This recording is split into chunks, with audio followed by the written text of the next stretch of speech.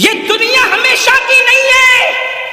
بڑے بڑے بادشاہوں نے اس دنیا میں حکومت کی، آج ان کی قبروں کا نشان بھی نہیں، کیونکہ انہوں نے آخرت کی تیاری نہیں کی. کہاں ہے فرعون کی قبر؟ دولت پا کر وہ ایسے ہی عیاش ہوا تھا جیسے آج کل کے مالدار عیاش ہو گئے. دولت پا کر وہ اللہ کو ایسے ہی بھول گیا تھا جیسے آج کل کے مالدار اللہ کو بھول گئے. بلکہ ایک بات کہوں گا، پتہ نہیں کہاں تک صحیح لکھی ہے سیرت نگاروں نے، فرعون دن بھر لوگوں کو بے وقوف بناتا تھا اور رات میں اللہ کی بارگاہ میں روتا تھا، کہتا ہے مولا خدا تو ہی ہے، میں لوگوں کو دھوکہ دے رہا ہوں. آپ اندازہ کریں، آپ اندازہ، اسی لیے قدرت نے اس کو اتنے دن مہلت دی، اتنے دن اس کو مہلت ملی. میں کہتا ہوں فرعون رو رہا ہے راتوں کو، فرعون رو رہا ہے. اے کلمہ پڑھنے والے، کیا کبھی تو نے اپنے گناہوں کو یاد کر کے بھی آنسو بہائے؟ آپ مجھے بتاؤ تو صحیح، کہاں ہو، کس دنیا میں ہو؟ یاد رکھنا یہ دنیا میں ہمیشہ نہیں رہو گے. کیا کرونا کی مہاماری اور کرونا کی قیامت صغریٰ میں تم نے بڑے بڑے طاقتور پہلوانوں کو، نوجوانوں کو موت کے گھاٹ اترتے نہیں دیکھا؟ اور تم نے نہیں سیکھا کہ دنیا میں کوئی اپنا نہیں ہے، یہ دنیا مکار ہے، مکار، یہ دنیا فریبی ہے، فریبی. اسی دنیا میں ہم نے کرونا کے دور میں چھوٹی سی عمر میں دیکھا کہ باپ کے جنازے میں بیٹا شریک نہیں ہوا، بیٹے کے جنازے میں باپ شریک نہیں ہوا، دادا کے جنازے میں پوتے شریک نہیں ہوئے، پیروں کے جنازے میں مریدین شریک نہیں ہوئے، مریدوں کے جنازے میں پیر شریک نہیں ہوئے. ذرا سوچو تو صحیح، یہ دنیا ہی دنیا ہے. اس مکار دنیا کا کیا حال ہے؟ میرے امام کہتے ہیں شہد دکھائے، زہر پلائے، قاتل ڈائن شوہر کش، اس مردار پہ کیا للچایا، دنیا دیکھی بھالی ہے. میرے بھائیو آخرت کی تیاری کرو. جس دن موت کی ہچکیوں سے، جس دن موت کے تلخ جام سے یہ آنکھیں بند ہو جائے گی اور جسم کا تعلق روح سے ٹوٹ جائے گا، میرے بھائی تیری فیکٹریاں، تیری کمپنیاں، تیرے اے ٹی ایم، تیرے پی ٹی ایم، تیرے بینک بیلنس، تیری زمین، تیری جائیداد، تیرے مکان، تیرے محلات، تیری بیویاں، تیرے بچے، کچھ تیرا نہیں ہوگا. یہ ایک جھوٹے خواب کی طرح دنیا ہے. اللہ اللہ، جب آنکھیں بند ہوگی تو اکیلا ہوگا، تو اکیلا ہوگا میرے بھائی. ایک فقیر کے دل کی فغاں کو اپنے دل میں اتارنے کی کوشش کر لے میرے بھائی، اس دن تو اکیلا ہوگا، نہ کوئی تیرا ساتھی ہوگا، نہ کوئی تیری سنگت ہوگی، کوئی کام نہیں آئے گا. مال اتنا دھوکے باز، ادھر روح نکلی وہ وارثوں کا ہو گیا. دوستوں کا حال یہ ہے کہ لوگ جنازے میں بھی شرکت کرنے کے لیے کتراتے ہیں. اللہ اللہ، جو وفا کریں گے اتنی وفا کریں گے، جو وفا کریں گے بس اتنی وفا کریں گے کہ قبر میں تجھے ڈال کر کے منو مٹی کے نیچے دبا کر کے واپس لوٹ جائیں گے. اس وقت کا اندھیرا کیا ہوگا؟ ارے اپنے 10x10 کے کمرے میں اگر پاور بند ہو جائے تو اس کی گرمی کو ہم برداشت نہیں کر سکتے. ہائے قبر کی گرمی کیا ہوگی، قبر کا اندھیرا کیا ہوگا، قبر کی تاریکی کیا ہوگی. میرے بھائیو اپنے آپ کو دھوکہ نہ دو، آخرت کی تیاری کرو. کیا بھیج رہے ہو آخرت کے لیے؟ کب تک دنیا میں مگن رہو گے؟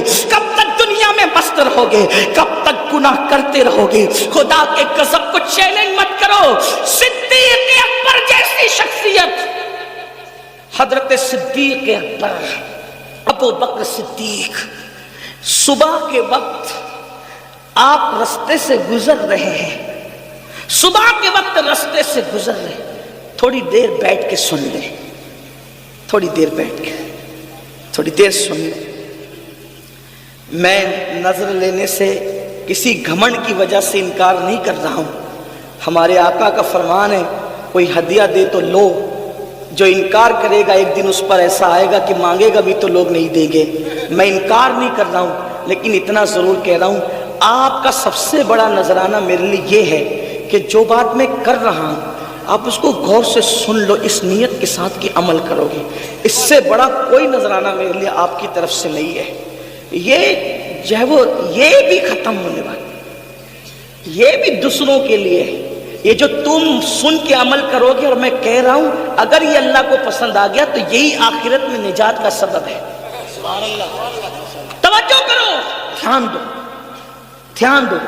اور آپ سے کہتا ہوں جس کے دل میں اس وقت میرے لیے نیت ہے کہ میں وہ مجھے نذرانہ پیش کرنا چاہتا ہے، اگر چاہتا ہے نذرانہ پیش کرنا تو جتنی رقم آپ مجھے دینا چاہتے ہیں اس مجمع میں اتنی رقم کو آپ سنبھال کے لے جائیں، اور کل صبح اپنی مسجد کے امام کو وہ میری طرف سے نظر پیش کر دیں۔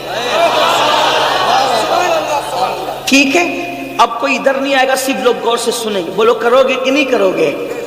ہاں، لیکن یہاں اس لیے کرو گے کہ یہاں سب مجمع دیکھ رہا ہے، وہاں اس لیے نہیں کرو گے کہ کوئی دیکھ ہی نہیں رہا ہے۔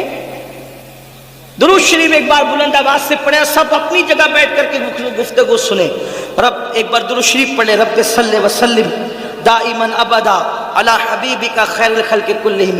عرض کر رہا تھا صدیق اکبر رضی اللہ تبارک و تعالی صبح کے وقت ایک راستے سے تشریف لے جا رہے، دیکھا کچھ چڑیا ہے، چڑیا، وہ چڑیا چہچہا رہی ہے۔ صبح کے وقت چڑیا چہچہاتی ہے تو کتنا اچھا لگتا ہے نا، چڑیا چہچہا رہی ہے۔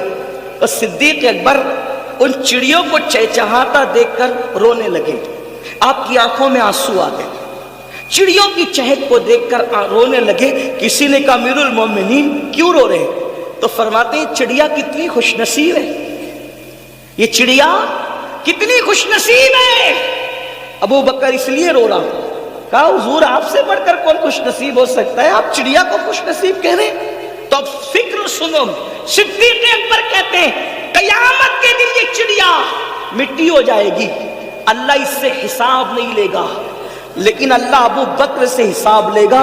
تو اللہ ابو بکر کو کیا جواب، اللہ پاک کی بارگاہ میں ابو بکر کیا جواب دے گا؟ اللہ جب ابو بکر سے حساب لے گا تو ابو بکر کیا جواب دے گا اپنے اللہ کو؟